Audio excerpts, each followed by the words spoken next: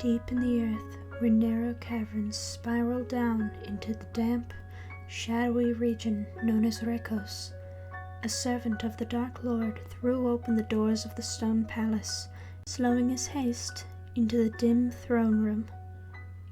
He approached Devane with wary steps, finding the Dark Lord sitting forward on his throne, with his fingers steepled in front of him, watching with a gaze so sharp it could cut through the very soul of a man. Kneeling, the young exile, wearing a hooded cloak pulled over his head and a new sword strapped to his side, knelt at the foot of the throne, and through smiling teeth he reported, "I have done what you asked, Master." The room was silent for a moment, before the Dark Lord unfolded his hands and rose from his throne, pacing in slow, lingering steps before his servant. The edges of his lips curled upward into a cruel smile, and a deep chuckle arose in his chest before erupting into a chilling laughter that rang throughout the caverns and echoed within the confines of his kingdom. The next morning, Adakis had slept in rather late after the festival. The sun was already blazing bright in the afternoon sky as he pulled himself up from his bed, feeling strangely exhausted. Downstairs, he found Salvador already seated at the dining room table, waiting for him. This delighted him greatly, for he had feared that Salvador would return to his isolation. But Salvador was cheerful and greeted Adakis with a gleaming smile. The usual plate of rusk and cups of tea were already set on the table, and Adakis was glad to be able to share this meal with his brother again. Of course, he wished that Marcus were also there to enjoy the morning with them, as he considered Marcus to be a second brother to him. The 7 years that had passed had felt like a lifetime, and it was strange that Salvador had so willingly come back into his life.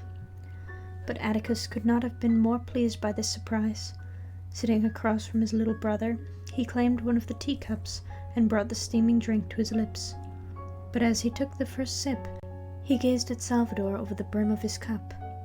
He nearly spewed the steaming tea back into the cup when he noticed the crystal earring dangling from Salvador's ear. Salvador had explained about the crystal last night, that it was a present from Justine.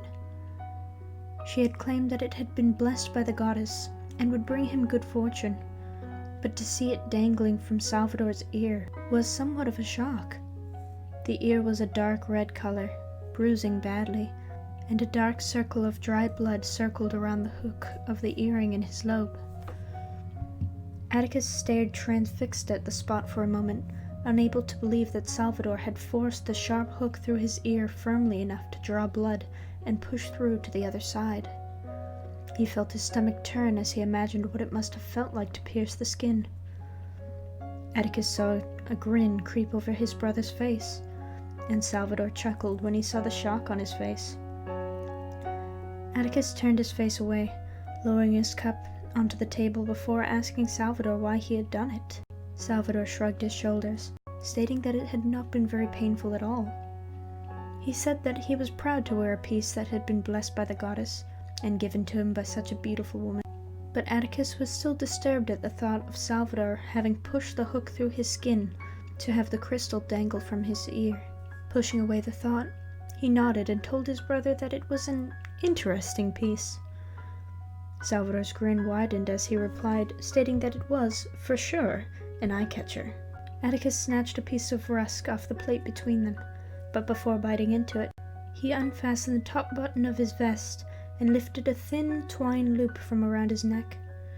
At the end of the thread hung a little glass vial. He pulled the small plug from the bottle with his fingernails and dripped the dark-colored liquid inside into his teacup. Salvador watched in fascination as the dark liquid from the vial blended with the tea.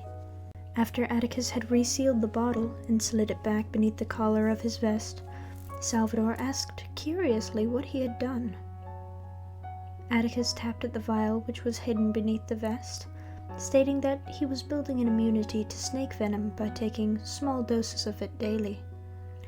Salvador nodded intently and returned his eyes to his teacup, hoping that the dishes were washed thoroughly after their use. The two finished their meal in silence, neither one of them wanting to disturb the peacefulness of the morning. Through the large window that towered above them in the dining hall, they could see the pure sunlight gleaming across the blue sky. The goddess had brought them a beautiful day, and they decided that it should not be wasted. The two of them set out on a walk together, finding themselves straying to the southern path which they had taken so many times before. Adakis struggled to keep up with his brother's brisk pace, but he felt exhausted, and had ever since he had woken up. And then he began, all of a sudden, to feel nauseous, dizzy almost. Salvador noticed that Adakis was not himself, and that his condition was worsening as they went on.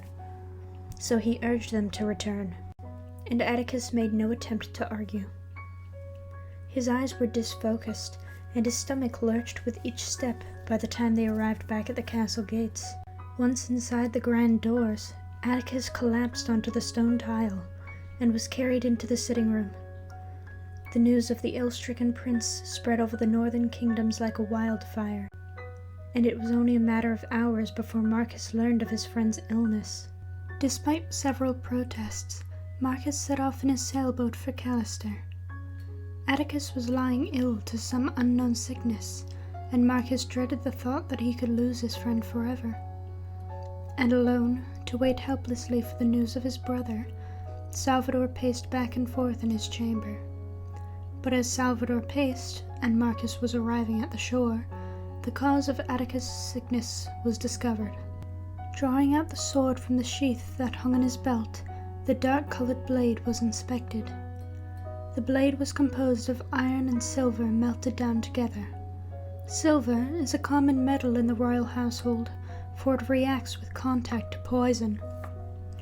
When in contact with poison, silver will turn black. The sword had been doused in conium nectar. The conium was a flower common in the Northern Isles. It produces a deadly poison, and contact with the skin could be fatal. Adakis had been building an immunity to snake venom, but to conium he was completely vulnerable. But because the cause was so quickly identified, Adakis was treated by the men of medicine who were familiar with the flower's harmful effects.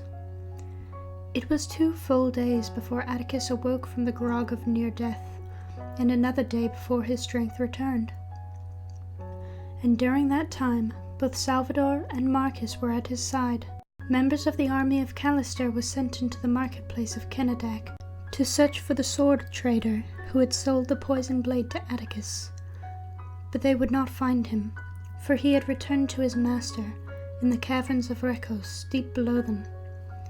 Marcus and Salvador were overjoyed to see Adakis' rapid recovery, but Adakis began to notice that Salvador was acting strangely. Not only did he neglect to take the crystal earring out of his blood-dried, inflamed ear, but he had returned to his habit of skipping meals, as he had done during his seclusion. During the night, Adakis would awaken to hear Salvador pacing in his chamber, as he had done for the past 7 years. And although his friend Marcus reassured him that this was simply because he had been worried about Marcus while he was ill, there was something peculiar about him. Salvador knew that his older brother had been observing him closely, and was annoyed by this, so he spent most of his time away from the castle, scouring the streets of Kenadak in search of his beloved Justine. His ever-improving health and strength found him much favor, as he reacquainted himself with the people of Callister. But the only attention he sought was from the woman he searched for day after day. But for every hour he spent in search of Justine, and failing to find her, the crave for vengeance against the murderers of his parents would be rekindled. And at all times he found his mind divided between 2 passions which had empowered him: love and hatred. But Salvador held true to the old scribe Duval's words of warning many years ago. "Guard your heart, young prince. The silver will show your heart's weakness." At this, Salvador would tremble and clutch his heart, running to the nearest looking-glass to be sure that the silver hair had not spread. But even as he gazed into the looking-glass, while his heart pounded in his chest like war drums, he found comfort. For in the reflection, he could see the glittering crystal hanging from his ear, and he was reminded of Justine. Her gift, the earring blessed by the goddess, had been a blessing indeed, and as he was reminded of her, he was determined to see her again.